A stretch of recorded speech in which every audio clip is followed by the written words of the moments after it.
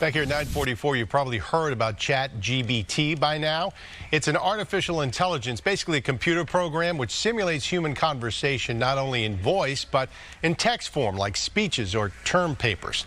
There are concerns about how it could be used in the future. It certainly caught the attention of Congressman Jake Auchincloss. The Newton Democrat joins us live via Skype this morning. Congressman, good morning to you. So you helped call attention to this type of AI yesterday. You read a speech on the House floor written by ChatGPT. What was your point that you were hoping to make? Good morning. Thanks for having me on. I worked in tech for a number of years before coming to Congress, so I've been staying abreast of this technology.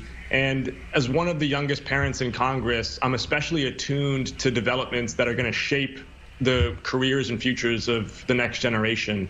And AI has the potential to be a general purpose technology, which means that in any sector that you work, financial services, healthcare, education, it's going to be highly salient. And I want to call attention to this in Congress because we can't make the same mistakes we made with social media 15 years ago, where the technology and the companies got so big, so fast, so powerful, so quickly that they really outpaced thoughtful, intentional policymaking.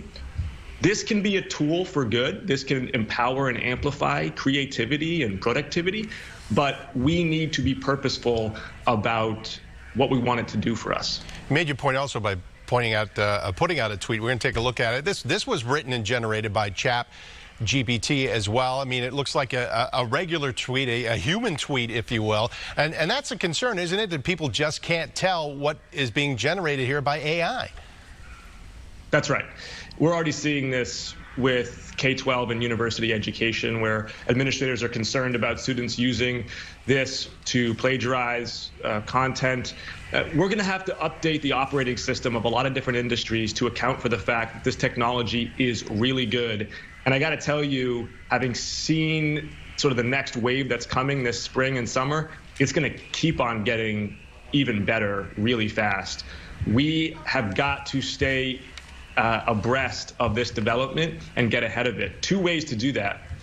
One, we've got to ensure competition and fair access. Right now, the best work is happening with a consortium of private tech companies in California. We got to make sure that small companies, that nonprofits, that universities, government officials can access this computing power and quality of data and algorithms so that we can have the public interest brought to bear. And then second is we just need to think about and start legislating regulations that make sure AI is a tool, not a master. You had also mentioned proposing a partnership between the United States and Israel to sort of deal with this. What types of outcomes do you think might result of that?